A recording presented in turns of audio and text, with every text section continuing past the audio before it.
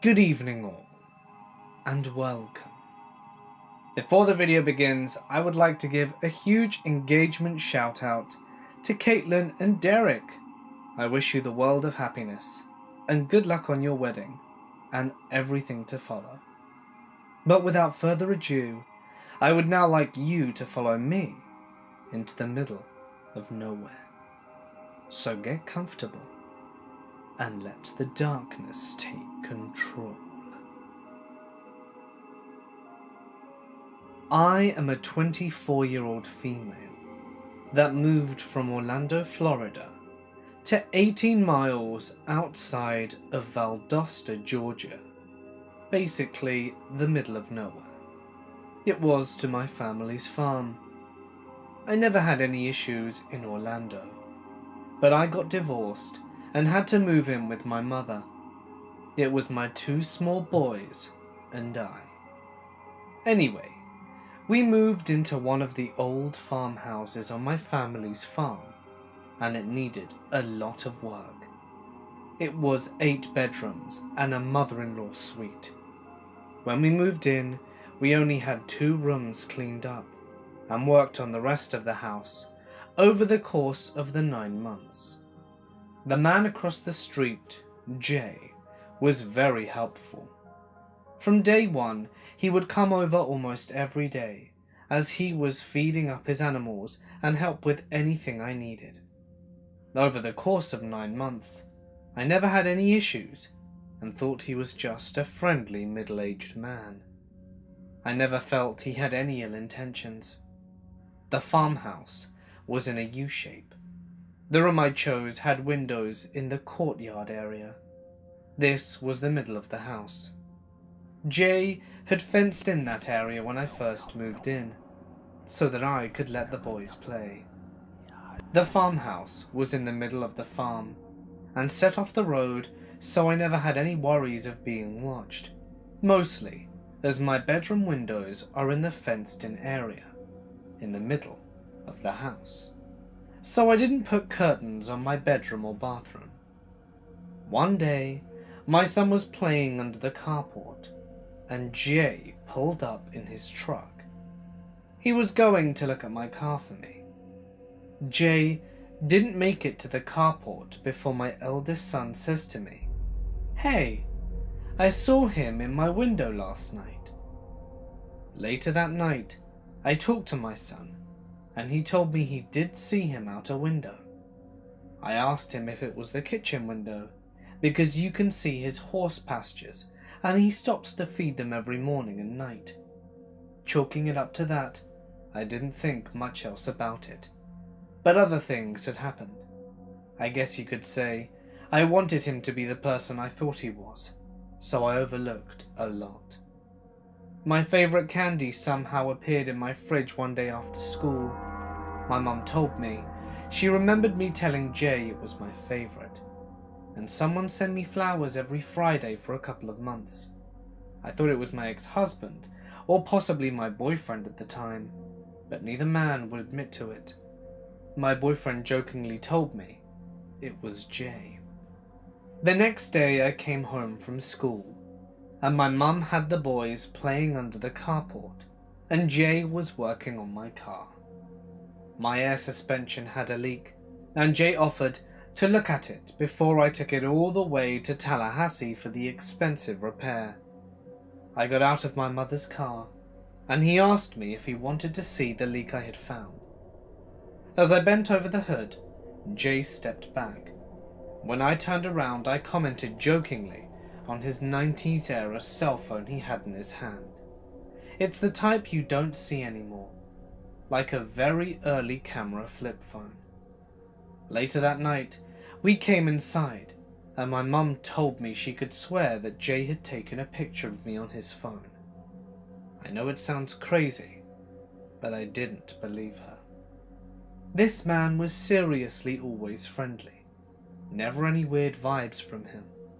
If I offered to pay him, it was always at cost, and that was rare, as he would not accept my money. I should have known that people just aren't like that these days. I guess I was very naive. A couple of weeks later, I was mowing my courtyard. It was growing up pretty bad, and as I got close to my window, my heart literally sank to my butt. I had a newly placed center block outside both windows and my bathroom window. I can't tell you how, but I knew at that point I had made a huge mistake, and everyone was right about Jay. I called my friend and neighbor Josh to come look at the center blocks. He ran home and got a deer cam, attaching it to a tree outside my window. This was at 3 p.m. in the afternoon. That night I came home around 6 and was unloading the boys when I turned around, and Jay was standing right behind me. He said that he didn't mean to scare me, and he heard from my mother that I was out of town. I said, "Yes, sir." I knew he knew, because they are friends on Facebook. He told me to call him if I got scared or needed anything. I got the boys inside, and we got snuggled into bed. They fell asleep in my bed when I realized that I had missed Sunday's Game of Thrones episode. It was a really good one. So I went to my mother's bed to watch. I was laying there talking to my ex-husband about the boys and the show when Josh called. I clicked over and he asked me if my boyfriend was over. I told him no, that it was 9:02 p.m. and he told me that a man is outside my window. The deer cam snapped the first picture at 9:02. My boys are in my room sleeping. Josh told me not to worry. He was already coming up the driveway, and to meet him outside the other side of the house. Fear and dread literally drained through me. I slowly walked into the other room and calmly scooped up my boys. I shut the door and sprinted through the house as fast as I could. We sat in Josh's truck until the police arrived. The deer cam snapped photos at 9:02, 9:22, and 9:30. He stood outside my window that long waiting for me to come back. The police walked back into the field and could see where he was parking, but he had already gone. Behind the house is a massive produce field, and it was a tractor road for tractor access. I showed them the photos and ID'd Jay. He was arrested at 2 a.m. that morning, and when they went through his phone, there were 9 months worth of pictures. Pictures of me mowing, pictures of me playing with my kids, pictures of me in my bathroom, sleeping, bending over the hood of my car. He was watching me the entire time. I couldn't and didn't sleep for weeks. He ended up getting out of jail the following weekend and came into my mum's post office, she is a mail lady, to tell her that he found my dog dead and he buried it for me. And even after that, I only received 5 years probation and a restraining order. He still lives across the street. I stayed for maybe 3 months and then moved on to Fort Wharton Beach. I grew up on the New Mexico reservation. I'm white and my stepfather is Navajo. Anyway, it's really rocky desert and a mountain-like area, like the Grand Canyon but smaller. No white people go out there. The Navajos back there and then really hated white people. You can walk all day and never see anyone. I was on my horse hunting and came to this circle-like depression in the sandstone and sand, like someone had made it a long time ago. There was no sound from animals around it, no lizards on the rocks, no birds humming. It was scaring the crap out of my horse. He was screaming and jumping and kicking, and I couldn't get him to calm down. So I got away from there and tied him up to a pinon tree in sight. I went to check it out with a weapon, of course. It was just a big circle about a foot deep, and it looked like something was built there but very long ago. I came back with friends, and with horses and dogs. The horses did the same things, and the dogs just stayed on the top of the hill whining. No one had any idea what it was, but when we told our parents, we were told to stay away from it. The only thing I could find out was that the Navajos and other Indians would put people and children who could not contribute to the tribe in a pit-like circle to die from the elements. A long time ago, if you were crippled or mentally challenged and couldn't hunt or farm, no one was going to support or take care of you. In the early 70s and 80s, growing up, I had hours of chores every day, even though I was going to school too. Exploring out there was amazing, and I've seen things that no one would believe. I was stalked by a mountain lion once. It was the late 90s, and I will never forget the feeling of being potential prey. My boyfriend at the time and I wanted to hike in this area, in the desert, called Hellhole Canyon. Despite the name, it was a gorgeous place to hike, but far into the desert. It was early spring because the plants were still green, and there was water running in the stream. Later in the year, because everything dies up and turns brown. It had just rained too, because there were rain puddles on the trail. I saw a big print. It looked like a large dog, but no claws. Keep in mind that just like house cats, big cats have retractable claws, so that told us to be careful. But we continued to hike because it was a loop trail. Just when we got to the part of the loop that was the furthest from the trailhead, I bent down and saw some tiny paw prints that looked just like the others, except little. I started gushing about how cute they were, and that the babies must be somewhere. Then we heard the growl. It sounded almost like a rumble engine, like dirt bikes or something off in the distance. But it was not a dirt bike, and it was close. All of a sudden I realized that the birds that were previously chirping around us were dead silent. I stood up and took off my backpack to hold it above my head to make myself look larger, and told the boyfriend that we were leaving now. He heard the same thing, so he was already looking for a rock. There weren't any good hiking sticks in the area. Neither of us saw the animal, but we knew she was there. We both got big and made loud noises and walked away as quickly away from there as possible. I kind of think that if the mama cat wasn't busy with her new kittens, or if I were hiking alone, we would have been live bait. It's part of the reason I don't ever hike alone, ever. It's too easy to get caught by animals that usually leave people alone, if there is more than one.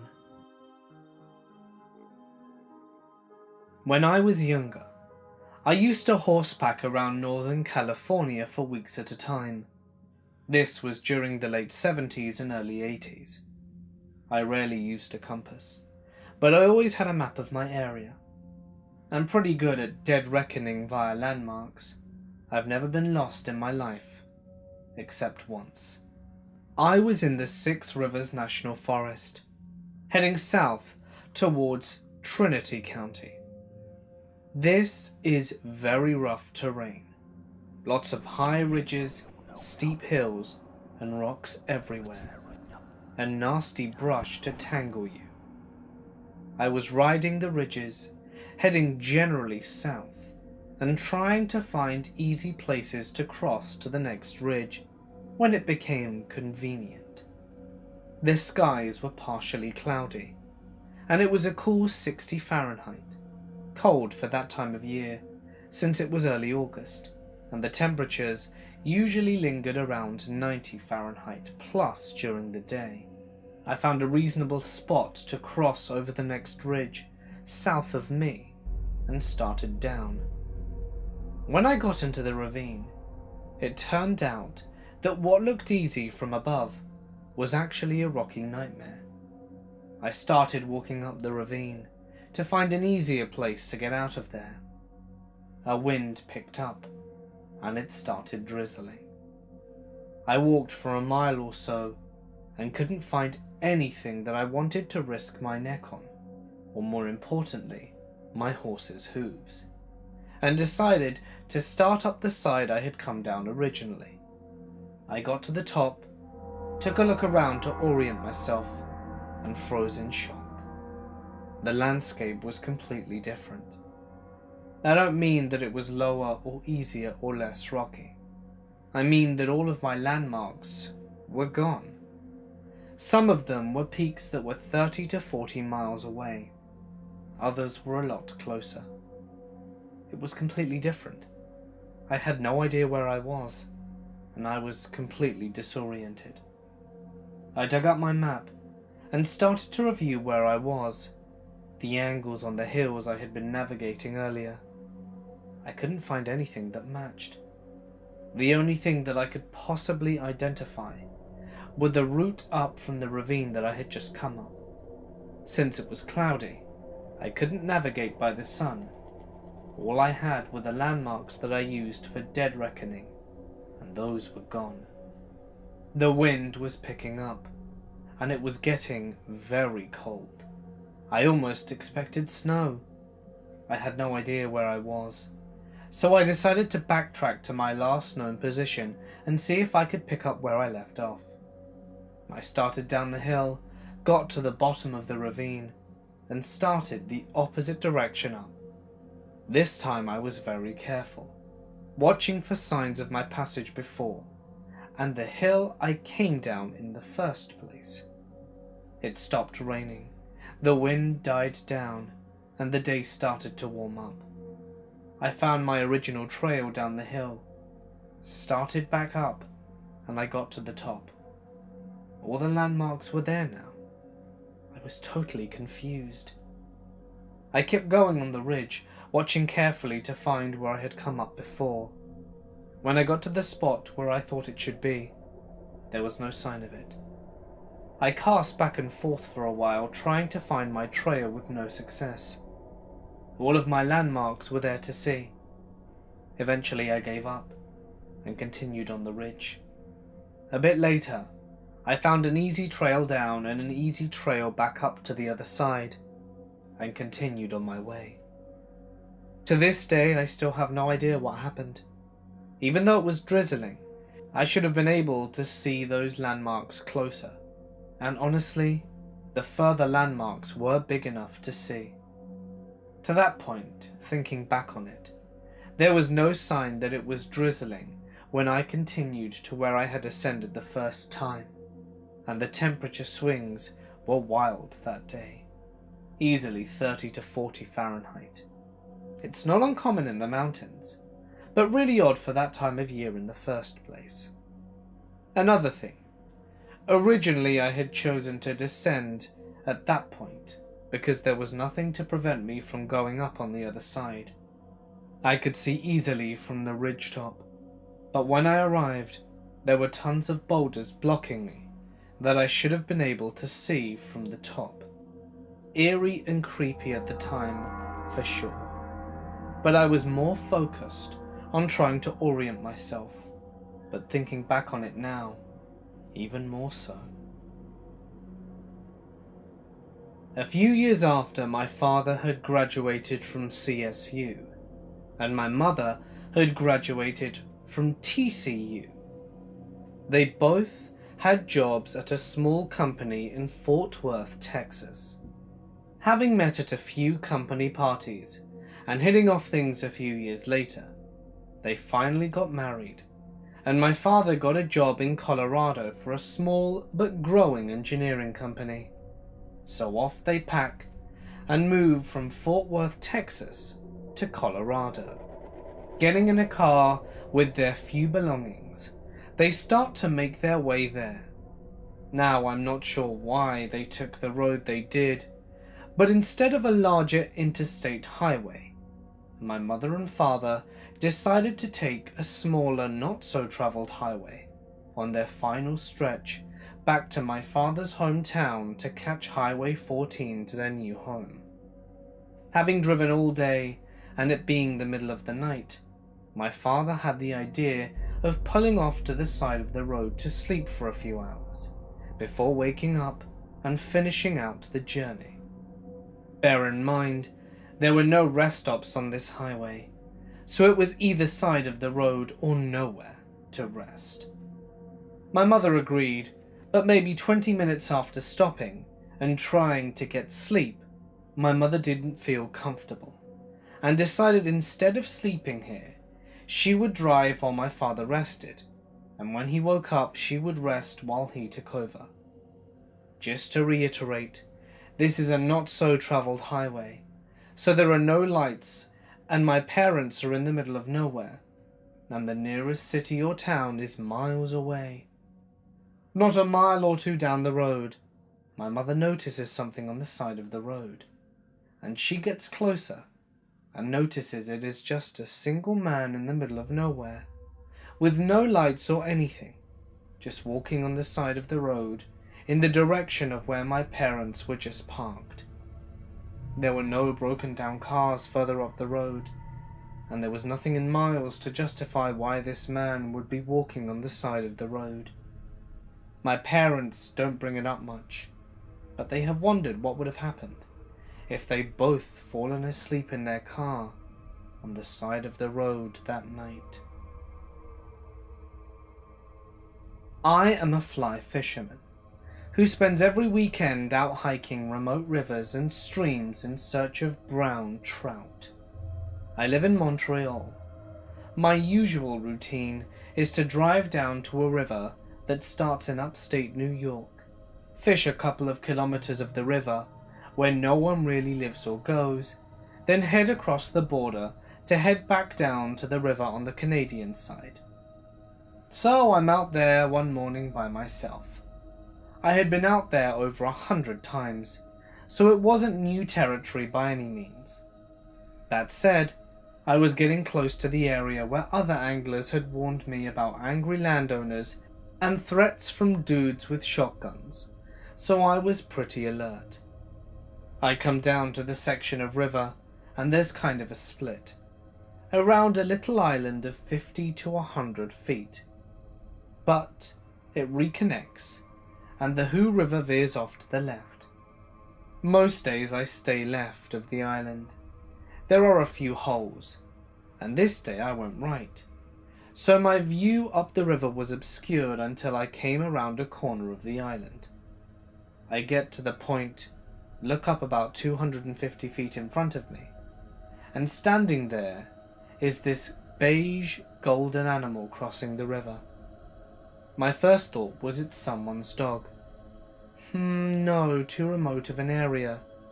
I'm standing there looking at this thing crossing the river, and things are racing through my head, because what I'm looking at doesn't make sense to me from where I'm standing. This thing still hasn't seen me.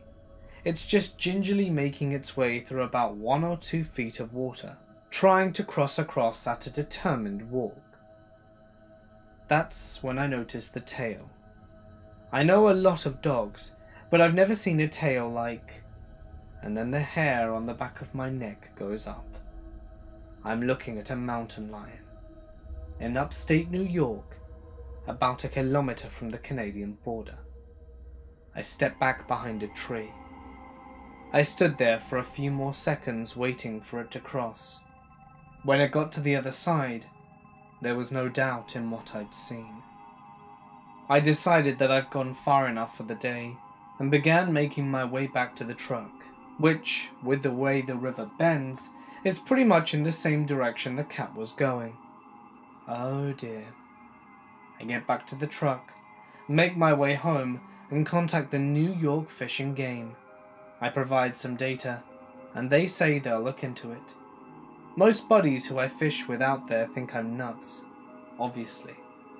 And then my parents send me a clip from a local newspaper about a month later, confirming that it's been spotted. A couple of years later, I come across another article. So needless to say, I feel a little less crazy. My fellow anglers and I, exercised a little more caution in that area henceforth. You know, when I saw this cat, he didn't see me. The wind was in the right direction, so I doubt he smelled me, but I didn't even get a glance from him. So, while obviously rattled, I didn't fear for my life at that moment. A year or so later, the same river but about 6 to 7 kilometers away, I was out fishing one evening. It was roughly 7 to 7:30 on a June evening. I was alone, and I could without a doubt hear something sneaking through the woods making its way towards me. I'd hear a branch crack and silence. Maybe a few steps. It was weird. It started off way off, and it just got closer and closer to me. I called out. If someone's out there, there's no need to sneak around. It was dead quiet. I fished a few more minutes, and this thing was just creeping closer and closer. It got about 30 feet from me, but I couldn't see into the bush. It was too dark. There was too much bush. I could feel the eyes.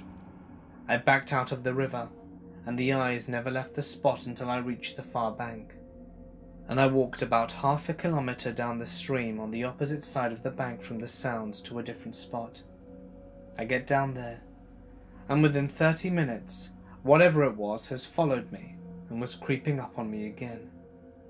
I was thinking that this wasn't funny anymore. I scream out into the silence, "Hey dude, this isn't funny anymore." And I met with silence. Okay, enough of this. I backed out of the river and back up to my vehicle and got the hell out of there. I really felt like I was being stalked, and let me tell you, it was not a fun experience. The spot where I fish, 2 to 3 kilometers on both sides of the border, I've just seen some weird stuff. Everything from weird shady campsites that are way too close to the border that pop up overnight, to being stalked at dusk, escaped convicts, mountain lions, hunters, and angry landowners. Sometimes if you go down there and the wind is right, you can literally hear voices come from all around you. Now I know that that sounds insane, but I've been down there with half a dozen people, and we've all heard it. The stuff I go through just to hook a few nice brown trout.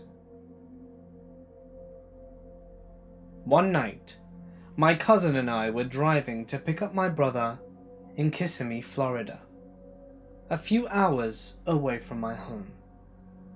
We were driving down a long two-way highway that occasionally has temporary passing lanes for about a mile. It must have been around 1 a.m. when we notice a fully blacked out Crown Vic in front of us on the road. He must have been going at 55 in a 75. A passing lane finally comes and we attempt to pass him. He begins to speed up. We speed up some more to attempt to pass him, and I finally look at my speedometer and we're going at 105. We decide to slow down and just to let him keep going ahead. He kept his speed up for at least 15 minutes. We'd lost sight of him for a while until the highway finally turned into a multiple lane highway.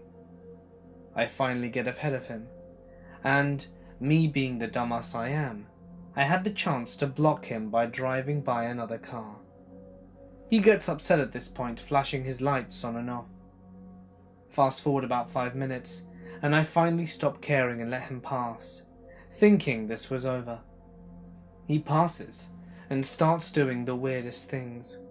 He would turn off his lights for long periods of time, 30 seconds to a minute. Mind you, this road is pitch black, with no street lights, and we finally get to our exit, and he's still ahead of us by a few car lengths. Thinking this was over, we went back to listening to our music and talking about random stuff. We were driving down a pitch black street. It looks like the iconic street you think of when you hear about murders in the middle of nowhere. We're driving down this road for at least 20 minutes. Out of nowhere we see car lights behind us, This guy somehow managed to get behind us and follow us with no headlights on a tiny street in the middle of nowhere. We speed, and he's right on our tail, keeping up with us at 90. He is one sketchy dude. We finally get to our final turn into my uncle's neighborhood, where my brother lived. At this point, I already called my brother, and he was outside waiting with a shotgun in hand. I see the black Crown Vic drive past slowly and roll down his window to see a dark figure inside the vehicle. I could barely make it out, but I honestly think I saw him smirking at us. That was the last time I saw him. If you're hearing this, creepy dude in the Crown Vic, let's not meet again. I went quail hunting about 10 years ago with my stepdad and his friend. It was kind of in the middle of nowhere next to Colorado River on the California side. We thought we were alone, and one night we hear this girl screaming in the distance. It startled us, so we grabbed our shotguns and walked towards the screaming. We rolled up on this camp about a quarter of a mile away, and it's this guy, and we presumed his girlfriend. She is visibly distraught. He about craps his pants when 3 guys roll up with shotguns. He asks if everyone is okay, and she was looking at the ground and said she was fine, and that they were having an argument. The next morning we wake up at 4 a.m. to start the day's hunt, and we walk past their camp to check on them again. They're gone. We never heard them leave. I hope that girl was okay. So to start off, let me say that I am naturally jumpy. I'm really wary of my surroundings. I'm not a quiet or shy person trying to avoid people. I do, however, feel like I have a great sense of when someone's wrong or strange and will try to avoid it.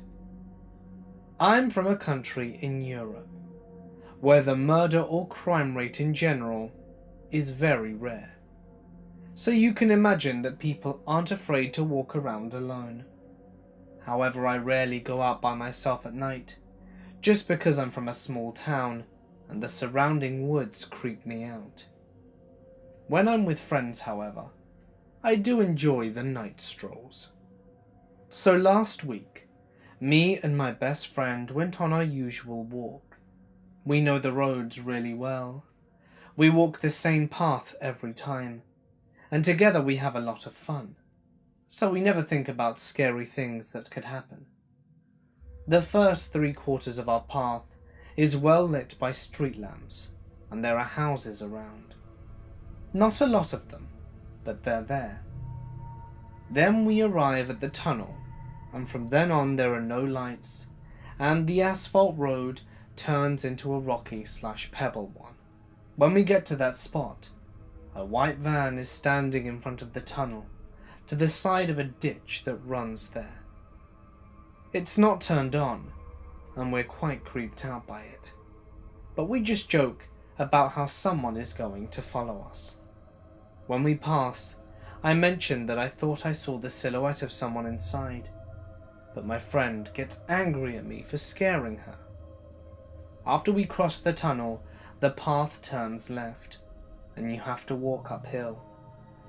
It's not a long or hard walk before you come on top of that hill and have to go down again. From that point on, you are surrounded by woods on one side and with open hop fields on the other. It's really dark, but we continue having a fun conversation for about 5 minutes or so, before the lights of something start shining from behind us, as there are a lot of farms about a mile or 2 ahead. So we move to the side and continue walking in order to let the car pass by. However, we look back and realize that it is not a car, but in actual fact the white van from before. We kind of freaked out, but were hoping it would just pass. It didn't. We kept walking slowly for 50 to 100 meters, and the van is slowly trailing behind us. When we speed up, we hear it rev up as well, and when we slow down, the vehicle does the same. I nudge my friend on the shoulder, look straight at her in the eye and say, "Run to the field on the left, now." We both make a run for it as fast as we can, and we almost trip on the piles of soil because there are lots of them in the hop fields. We finally jump down and hide behind one of the bumps on the ground and wait. The van stops, turns on the strong headlights, and two men exit. They have hoods on, and they're each holding flashlights shining in our direction, scanning the fields. I think a minute or so passes before they get back in the van, turn it around on the spot, and drive back from the direction we came from. We've never been this freaked out, and we just ran home through the field. The houses started again right by the end, so we felt safe when we got there. I don't know who these people were, and I've never been followed like this before, but I think we're going to be staying off the paths for quite some time now. I went on a backpacking trip with a friend when I was younger. We did a 1-week trip backpacking a portion of the Appalachian Trail. At night, we would start a small campfire for cooking and heat. I can't even begin to explain how dark it was. There was no moonlight. It was literally pitch black. We were quietly sitting by the fire after dinner, crickets chirping and insect noises, typical sounds you'd expect to hear in the woods. The noise was loud, but not brutally loud, but loud enough that you'd notice it. We basically sat there and listened to the crackle of our fire and nature. All of a sudden, the symphony stopped on a dime. The only noise left was the crackle of our fire. Dead silence. It quickly went from relaxing to terrifying. Usually when an insect stops making noise, it's because there's a predator nearby. When every insect stops making noise, that usually indicates a pretty big predator. Mix that with how dark it was. The light from our fire basically got swallowed by the darkness. Now how could this get worse? We start hearing footsteps in the woods around us and our camping area. Not running, but creeping. Whatever it was would walk a bit, then stop, then walk a bit more, then stop. We couldn't see a thing. The words, "We are being stalked," came out of my mouth. So now my friend and I are terrified. We are as close to the fire as you can get, without actually being in the fire. We both had sidearms, and it still didn't make me feel any better or safer. So the footsteps were getting closer. Not faster, just louder. So whatever was creeping around in the woods was now heading in our general direction. At this point I'm like, well, this is how it ends. So now you have two guys huddled around a campfire, waiting for something to come through a wall of darkness into the firelight and maul the crap out of us. Then, we finally met our fate. A very feminine voice sang, "Hello, I'm friendly, we're coming towards you." And two wildlife biologists walked out of the darkness. They were studying bats. Obviously, the best time to study bats would be at night. It was a man and a woman, and they sat with us for a few minutes and told us the entire process. It was really neat to listen to. They also wanted to let us know that they'd be out and about in our area for most of the night, and they didn't want to scare us. Too late. We chit-chatted for a couple more minutes, and then they went back on their way. After they were out of hearing distance, my friend and I looked at each other, and he said, "I peed my pants to stay warm, not because I was scared. It's a known survival tactic."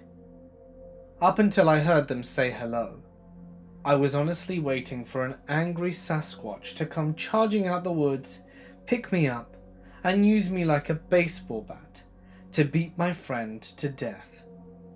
So my scariest experience in the woods was meeting 2 wildlife biologists. There is an ice road in northern Alberta that's only open for 3 to 4 months of the year when the rivers freeze over. Anyway, I took to the road rather than flying up a remote community where I was working for a project. It was bizarre. First of all, there's no lights except for your vehicles. It's crazy for your GPS to be like, I have no idea, man. I think you're in a river.